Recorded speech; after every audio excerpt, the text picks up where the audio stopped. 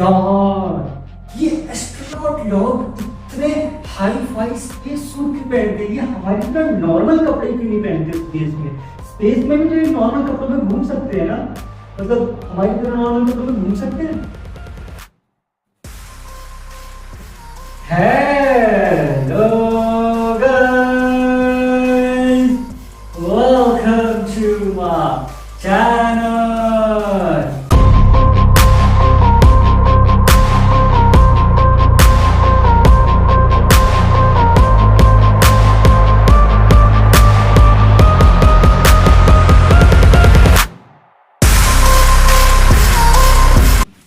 सो guys के हाल चाल। आज का हमारा टॉपिक है कि why do astronaut wear space suit rather than normal clothes.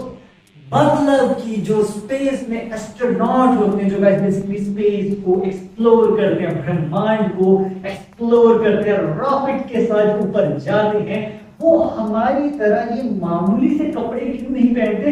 वो इतने हाई फाई पूरे आइसोलेटेड कपड़े पहनते हैं, ऐसे जो उनके पूरे शरीर पे ऐसे स्टिक हुए पड़े होते हैं और वो देख के लगता है कि कितने भारी कपड़े पहनते होंगे। So guys, for your kind information, जो स्पेस सूट होता है उसका वजन लगभग 120 किलो के आसपास होता है। जी हाँ गाइस, अर्थ के ऊपर उसका वजन 120 केजीज है, स्पेस में जाओगे तो वेटलेस मिलेगा।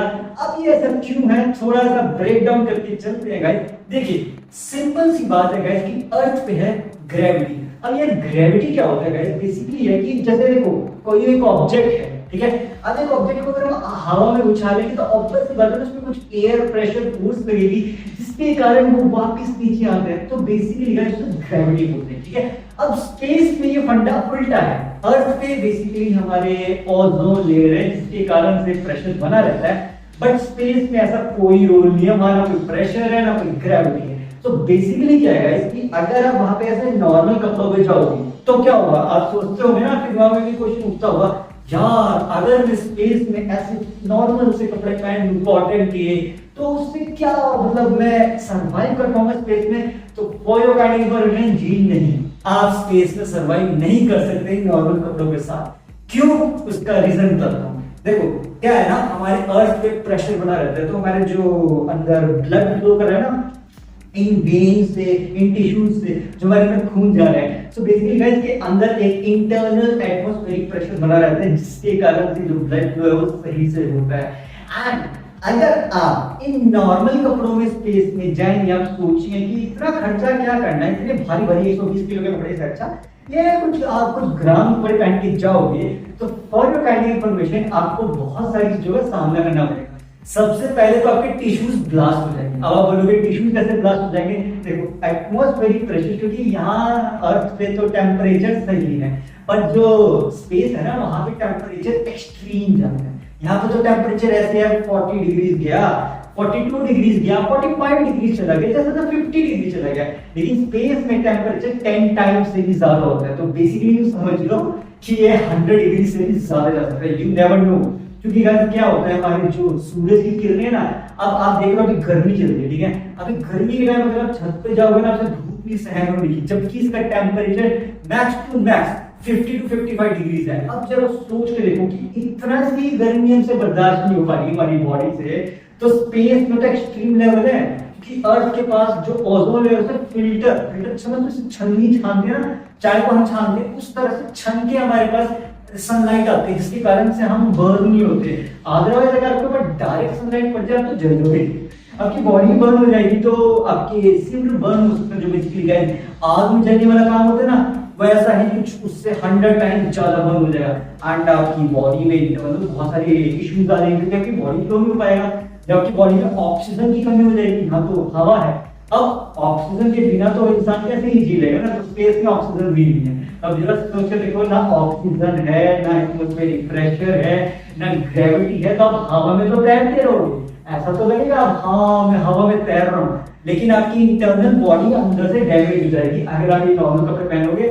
और ज्यादा से ज्यादा मैक्स टू मैक्स आपकी बॉडी कितने सर्वाइव करेगी विदाउट ऑक्सीजन? आपकी बॉडी 15 सेकंड से लेके 1 मिनट तक ज्यादा सर्वाइव करेगी। जी हाँ गाइस, इतना कम टाइम 1 मिनट, क्योंकि वहां पे प्रेशर एक्सट्रीम लेवल पे, तो जो एक्सट्रीम प्रेशर होता है ना वो आपकी बॉडी में इतनी ज्यादा अंदर से एटमॉस्फेरिक प्रेशर को डिस्टर्ब कर देगा कि आपकी टिश्यूज ब्लास्ट हो जाएंगे एंड आपकी बॉडी एक पटाखे की तरह बूम ऐसे फट जाएगी। क्यों?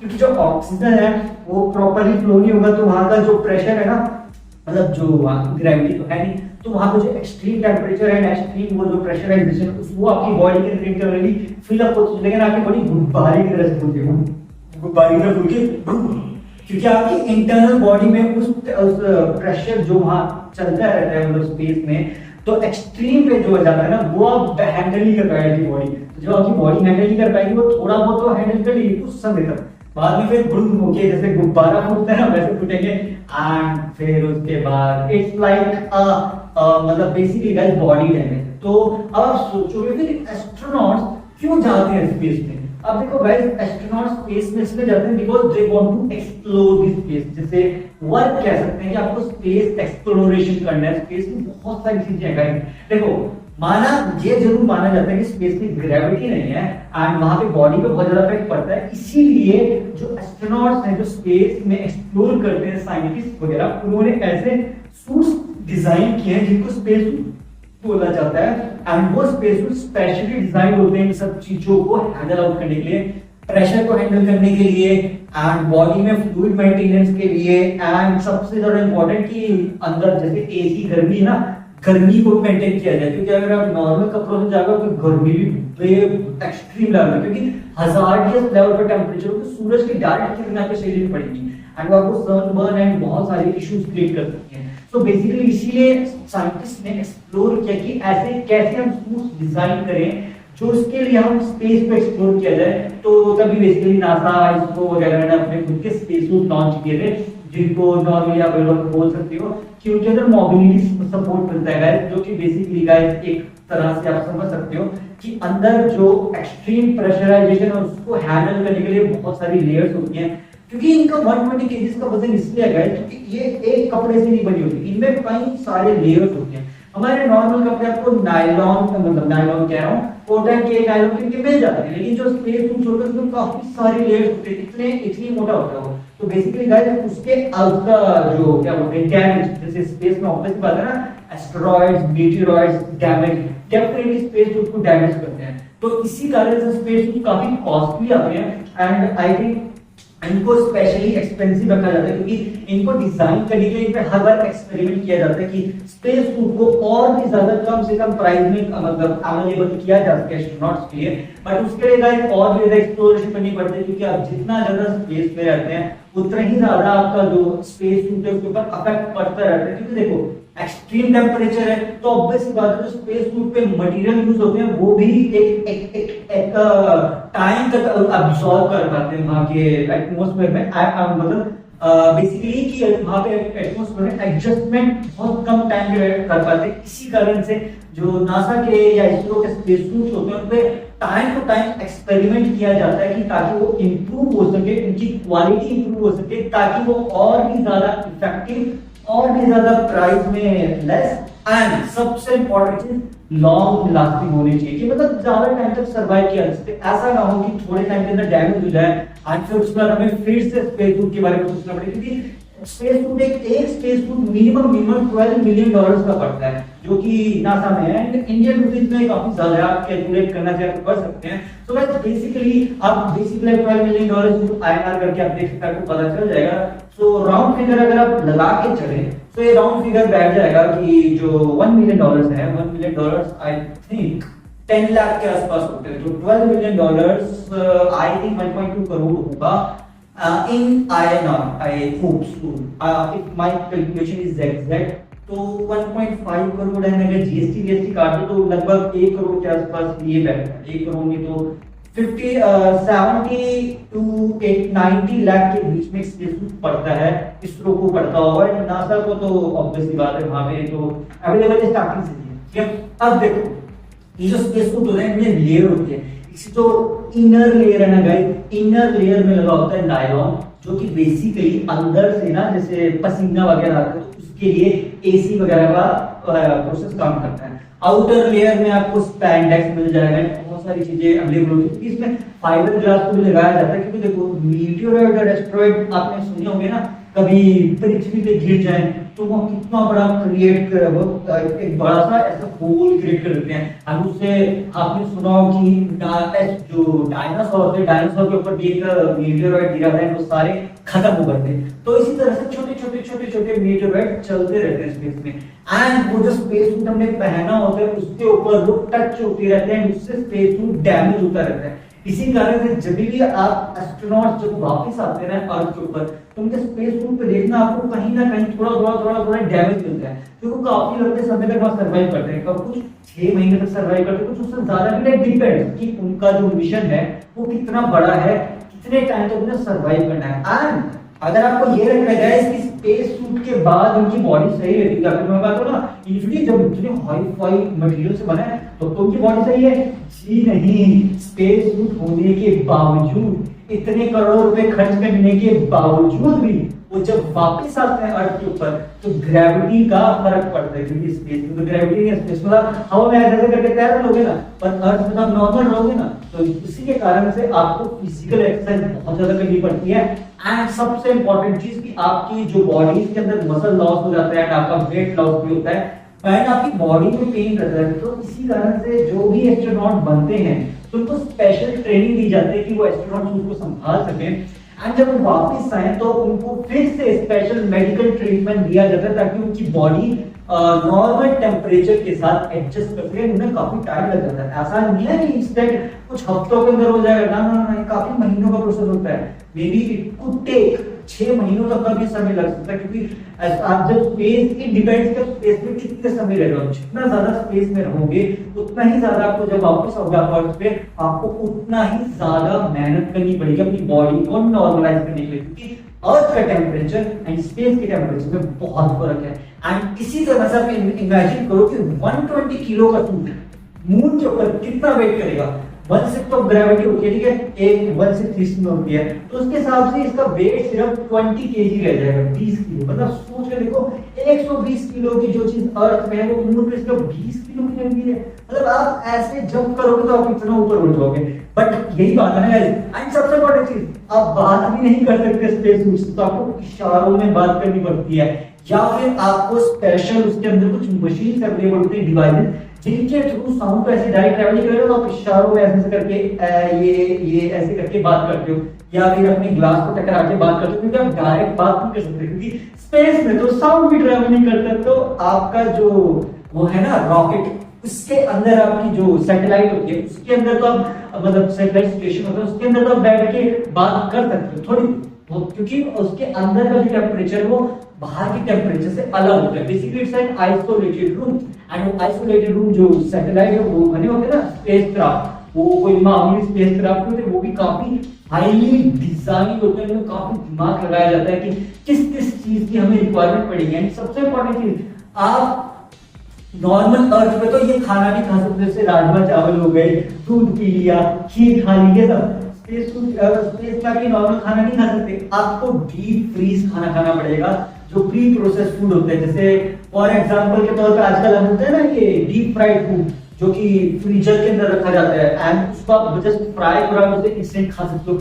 इस तरह का फूड आपको खाना पड़ेगा जो प्री प्रोसेस्ड होता है, क्योंकि स्पेस में आप जैसे फ्राई कुकिंग करना थोड़ा सा मुश्किल चैलेंज होते हैं, बट एक्सपेरिमेंट करते रहते हो तो वहां पे उसके लिए दे हैव मेनी आइडियाज। इस तरह से हम हीट कन्वेंशन करके अपने फूड को हीट अप कर सकते हैं, क्योंकि देखो प्री प्रोसेस फूड है तो फ्रीज फूड है वो, ठीक है, वो बिल्कुल ही जमा हुआ फूड है, तो आपको थोड़ा सा गर्म तो करना पड़ेगा। तो उसके लिए वहां पर कुछ मशीन्स होती हैं, कुछ डिवाइसेस अवेलेबल होते हैं जिसके कारण से आप उन्हें हीट अप करके कंज्यूम कर सकते हो, वाटर को बॉईल किया जा सकता है। एंड वहां सबसे इंपॉर्टेंट है जैसे आप कुक वगैरह करना चाहते हो, आप अपने फ्रेश करना चाहते हो, तो उसके लिए भी स्पेशल डिजाइन टॉयलेट्स बनाए जाते हैं स्पेसक्राफ्ट के अंदर, जो कि नॉर्मली आपको ऐसा लगेगा ना कि यहाँ जैसे ये वाले नहीं होते ऐसे ही, बट वो थोड़े से अलग होते हैं। तो बेसिकली गाइस आपको एक्सपीरियंस ऐसा लगेगा कि आप ग्रेविटी में ही तैर रहे हो आप। हाँ, मतलब बेसिकली आपको ऐसा ही लगेगा कि आप सुपरमैन की तरह हवा में तैर रहे हो, आप जमीन पे नहीं हो। क्योंकि आप अगर जरा सा भी प्रेशर मारोगे ना तो ये भी हो सकता है, अगर आपने प्रेशर थोड़ा ज्यादा मार दिया कि जो स्पेसक्राफ्ट की रूफ है उससे भी आप टच हो सकते हो, so you never know, but that depends. क्योंकि देखो जब आप जितना टाइम स्पेस में रहते हो उनका वेट लॉस होता रहता है, तो उसके कारण से आपको फर्क पड़ता है, तो फिर आप ज्यादा जंप नहीं कर पाते, इसी कारण से होता है। बट हाँ, इतना जरूर है कि आपके साथ एक स्पेशल पीछे से वायर जुड़ी होती है जो आपकी ऑक्सीजन सप्लाई को अवेलेबल रखती है, ताकि आपको ऑक्सीजन टाइम टू टाइम मिलता रहे। क्योंकि अगर वो वायर निकल गई एंड जस्ट इमेजिन वो वायर निकल जाए तो क्या होगा? तो बेसिकली कभी आपका मन में आया ना जोश जोश में, मैं तो जोर से प्रेशर मारूंगा मतलब फुट से एंड उसको चूमा क्या होगा और वायर निकल गई, तो ये भी हो सकता है कि आपका स्पेस सूट जो स्पेस में घूमता रहे जो घूम हो जाए। एंड अगर वो ऐसा हुआ तो बहुत मुश्किल हो जाएगी, क्योंकि बेसिकली इट्स अ चैलेंज, क्योंकि स्पेस में तो सबसे पहले मुश्किल यही है एस्ट्रोनॉट के लिए सर्वाइव करना। एंड अगर आप एक्सपेरिमेंट करना चाहते हो, जोश चाहते हो कि मैं और आगे एक्सप्लोर करूं स्पेस में, मतलब जैसे नॉर्मल स्पेस क्राफ्ट में थोड़ी काफी करीब होते हैं अर्थ के अराउंड, मतलब एटमॉस्फेयर से मतलब बेसिकली अर्थ के बहुत कम डिस्टेंस पे होते हैं, ऐसा नहीं है बहुत ज्यादा डिस्टेंस पे होते हैं, इतने डिस्टेंस पे होते हैं कि वो वापस आ सके। बट अगर आपके अंदर ऐसा है कि मैं तो अर्थ से थोड़ा दूर जाके एक्सप्लोर करूंगा, तो फॉर योर काइंड इंफॉर्मेशन उसमें रिस्क यही है कि आप अगर गुम हो गए स्पेस में तो वापस नहीं आ पाएंगे, क्योंकि वहां पे ग्रेविटी नहीं है। तो आपके लिए वैक्यूम के अंदर अपनी बॉडी को वापस लेके आना अर्थ तक काफी मुश्किल है। जब मीटियोरॉइड्स, इतने बड़े-बड़े मीटियोरॉइड्स इतने चैलेंजिंग है, तो हमारी बॉडी के लिए और भी ज्यादा चैलेंजिंग हो जाएगा। एंड ऑक्सीजन सप्लाई के बिना एंड बिना मटेरियल सप्लाई, बिना फूड सप्लाई के सर्वाइव कर पाना इज अ बिग चैलेंज। इसीलिए जो बड़े-बड़े प्लैनेट्स होते हैं ना गाइस, वहां पे बेसिकली सैटेलाइट्स भेजे जाते हैं या फिर मशीन्स भेजी जाती है या फिर रोबोट्स को भेजा जाता है ताकि वो सर्वाइव कर सके। बट उनको भी काफी डैमेज मतलब डैमेज फेस करना पड़ता है, क्योंकि रोबोट्स का मटेरियल भी मेटल होता है लेकिन वो भी डैमेज होता है। जस्ट इमेजिन गाइस, अभी पूरी तरह से मतलब साइंटिस्ट समझ नहीं पाए कि स्पेस में किस किस तरह के एटमॉस्फेयर बने रहते हैं, मतलब एटमॉस्फेयर इन द सेंस किस किस तरह के गैसेस होते हैं, ठीक है, हार्मफुल रेडिएशंस होते हैं गाइस। तो उन हार्मफुल रेडिएशंस के कारण से बॉडी में बहुत इफेक्ट पड़ता है, जैसे यूवी रेडिएशन तो कॉमन है, और भी बहुत सारी हार्मफुल गैसेस रिवॉल्व करती रहती हैं हार्मफुल रेडिएशन, क्योंकि सुपरनोवा ब्लास्ट होते रहते हैं। सो यू नेवर नो कि आपको कब क्या नया कुछ देखने को मिलता है। Space is like a mystery box, कि कब क्या कुछ नया देखने को मिलता है, यू नेवर नो। कब सुपरनोवा हो जाए, कब कुछ ब्लास्ट हो जाए, कब कोई स्टार बन रहा है, कब कोई कॉमेट दिख रहा है, ऐसा प्रोसेस बस आपको कैलकुलेशन प्रेडिक्शन के हिसाब से चलना पड़ता है। So it's a kind of an एक फिल्म की तरह एक्सपीरियंस करता है, लेकिन थोड़ा टाइम कंज्यूमिंग है। वो बात अलग है, स्पेस में आप बिल्कुल अकेले हैं, क्योंकि आप बातचीत ज्यादा कर नहीं सकते, क्योंकि आपको बातचीत करने के लिए वापस स्पेस क्राफ्ट में जाना पड़ेगा। तो जस्ट इमेजिन दैट आप नॉर्मल कपड़ों के साथ तो अगर स्पेस में जाने की सोच रहे हैं, तो it's quite challenging and risky. But इतना जरूर है कि अगर आप स्पेस सूट के साथ ट्राई करना चाहें तो you can try, but for that you need a highly processed training.